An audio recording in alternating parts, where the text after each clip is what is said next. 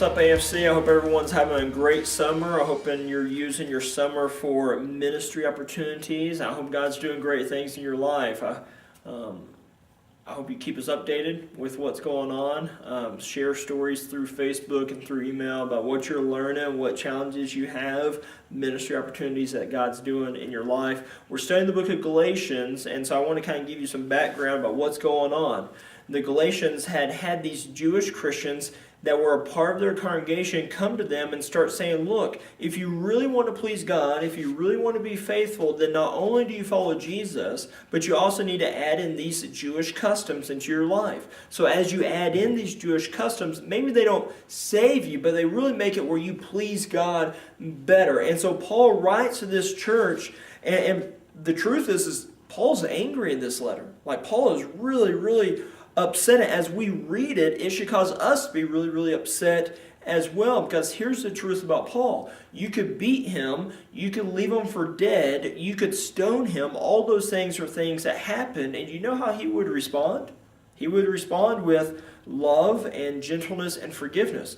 But if you ever try to take the teachings of Jesus and distort that or add to the gospel the good news and make it where it's not necessarily good news but really just more bondage, Paul would just get incredibly upset, and Paul would be ready to fight. So Paul, this guy that was very gentle at times, when he changed the gospel, would become incredibly passionate and incredibly upset. The outline of the book of Galatians that we're going to be looking at is this. Chapters 1 and 2 deal with Paul defending his right to be an apostle. So some people would go, Paul didn't live with Jesus for 3 years. Paul didn't see all of the travels of Jesus and teachings of Jesus. Therefore, Paul's not on the level of apostleship as maybe Peter or John or others. And so Paul in chapter 1 and 2 is going to go, no, I do have the right as an apostle to speak the authoritative word of God. This is how Jesus revealed himself to me.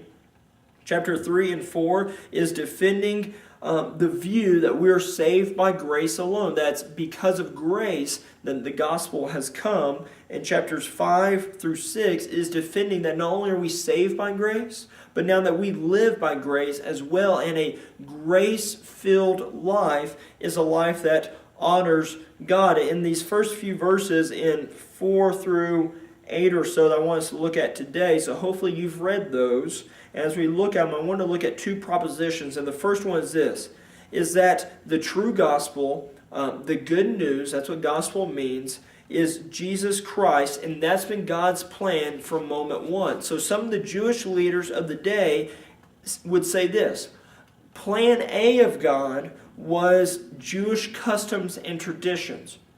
Plan B was Jesus. And Paul's going to say, I think it's in verse 4, that from the very beginning, the will of God was Jesus Christ. That in Ephesians 1, Paul says in that letter that from the foundations of the world, God's plan was Jesus. God's plan wasn't one that failed, and so he had to make plan B. Plan for moment one is that we come to God by grace through faith in order to be saved by him. So that's the first proposition that he makes in these first few verses. The second one is this, is the true gospel rescues us from sin. It's not self-help. It's not Dr. Phil. It doesn't make us feel better. It doesn't help us out a little bit. It's not like we can do 50% and therefore Jesus does the rest. It's an absolute rescue mission from those that are helpless outside of the grace of God, that we're helpless without him. So Paul's point is this in verse 4, that God is to rescue us from the present evil age.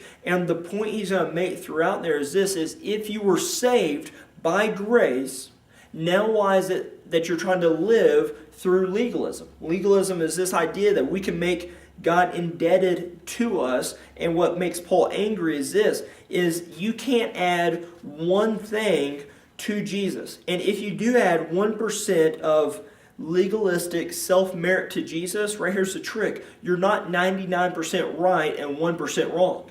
But if you add 1% to Jesus, you're 100% wrong. Here's the illustration I want to give. If you're to make a wonderful smoothie, so you go to Kiva Juice and they bring out the Bluebell ice cream and they put in fresh raspberries and they put in a banana and they put in a strawberry, blend it together, you got a phenomenal shake.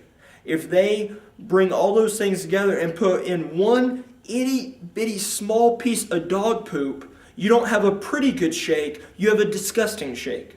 And that's what Paul's getting at, is you can't have 1% or 10% or 15% of our work and rest God. It's all of God's grace. And it's all of God's work transforming us.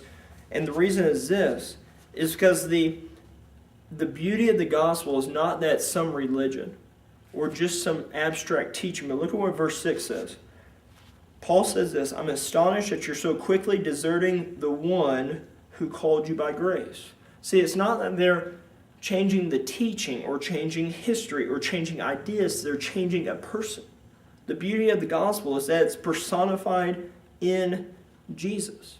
And so the hope is, and our hope, our trust, our faith is that not only does Jesus save us, but Jesus alone continues to be the standard in which we live by. And that's the one thing that we have to be very dogmatic about and never change, that Jesus is our standard and it's Him alone that saves. Do well this week. Be blessed. Thanks to you.